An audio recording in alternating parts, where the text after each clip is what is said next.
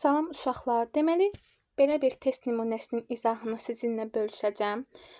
Testin izahına keçməzdən əvvəl biz bir qeyd deyək sizə. Deməli, bizdən soruşulur ki, şərtdə nümunələrin birində feil, kök, leksik, qrammatik sxeminə uyğundur. Deməli, kök, bir leksik, bir qrammatik sxeminə uyğundur. Biz leksik və qrammatik çəkicinin fərqləndirilməsini bilməliyik. Bunu fərqləndirmək üçün 2 dənə qeyd edək bura. Baxın. Birinci qeydimiz o olsun ki, sözə sual verin. Sual vermək. Baxın. Əgər sözə sual verərkən şəkilçi sualın tərkibində özünü göstərirsə, baxın, şəkilçi sualın tərkibində özünü göstərirsə, bu olacaq qrammatik şəkilçi. Yox, əgər şəkilçi sualın tərkibində özünü göstərmirsə, olacaq leksik şəkilçi. Məsələn, nümunə göstərsək, yuxarıdakı nümunələrdən göstərə bilərik. Məsələn, çıxırdı. Çıxırdı sözünə baxaq. Baxın. Çıxırdı sözünə sual verin. Nə edirdi? Baxın, nə edirdi? Sualın tərkibindəki şəkilçiyə baxırıq. Baxın, ir şəkilçisi. Buradakı ir şəkilçisi. Əgər sualın tərkibində şəkilçi özünü göstərirsə, olacaq qrammatik. Yəni, buradakı şəkilçi də olacaq qrammatik şəkilçi. Yox, əgər sualın tərkibində özünü göstərmirsə, olacaq leksik şəkilçi. Məsələn, nümunə kimi bitirmək feilini götürsək, bitirmək. Bit sözün kökü bitmək feili, bitir leksik, mək qrammatik. Sual versək, bitirmək.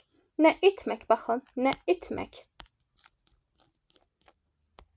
Sualın tərkibində ir şəkilçisini görürük, xeyr, görmürük. Deməli, görmürüksə olacaq leksik şəkilçi. Nümunə olaraq baxın, məstər şəkilçisini görürükmü? Deməli, sualın tərkibində varsa, deməli olacaq bu da qrammatik şəkilçi.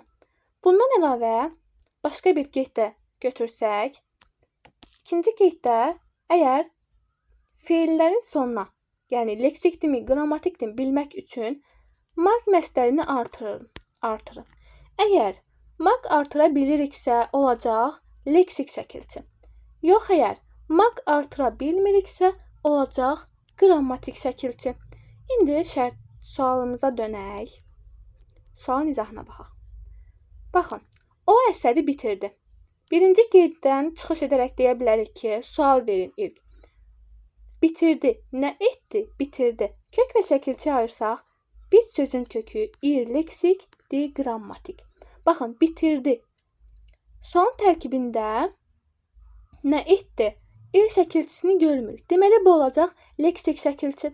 Həmçinin bitirmək sözündən sonra maq məstərini artıra bilirik. Artıra biliriksə, olacaq leksik şəkilçi. Cavabımız olacaq A bəndi. Digər variantlara da baxaq. At suyu acıgözlüklə içirdi. Nə edirdi? Baxın, nə edirdi? Sualın tərkibində şəkilçini görürük. Şəkilçini görürüksə, olacaq qrammatik şəkilçi. İç sözün kökü ir, indiki zaman, dir də olacaq burada hissəcik. Köçürsən, yenə uzaqlara köçürsən. Nə edirsən? Baxın, yenə sualın tərkibində görürük. Köç sözün kökü ür, indiki zaman, sən şəxs sonluğu. Deyəsən səhərlər qaçırsan. Bu da eyni qayda. Qaç sözün kökü ır, indiki zaman, san şəxs sonluğu. Atam tez-tez səfərə çıxırdı.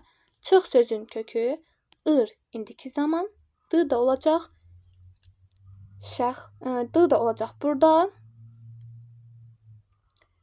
Deməli, hissəcik. Bundan əlavə uşaqlar, bir qeyd də sizə yazın bura. Deməli, ır şəkilçisinin amonimliyini qeyd edək. Ir şəkilçisi biz müxtəlif məqamlarda görə bilərik. Birinci, bildiyimiz zaman şəkilçisi şəklində. Zaman şəkilçisi. Zaman şəkilçisi olanda biz bunu gözü yumulu qrammatik şəkilçi kimi götürürük. Yox, əgər feildən isim düzəldən şəkilçidirsə, olacaq leksik şəkilçi. Feildən feil düzəldən şəkilçi kimi görürüksə, olacaq leksik şəkilçi. Məsələn, feildən isim düzəldən şəkilçi gəlir sözü, məsələn, illik gəlir. Gəlir olanda burada olacaq gəl feili, ir düzəltmə. Yəni leksik şəkilçi. Feildən feil düzəldən söz kimi götürsək, məsələn, bitirmək feili. Bitirmək. Burada bit sözün kökü ir də olacaq leksik şəkilçi.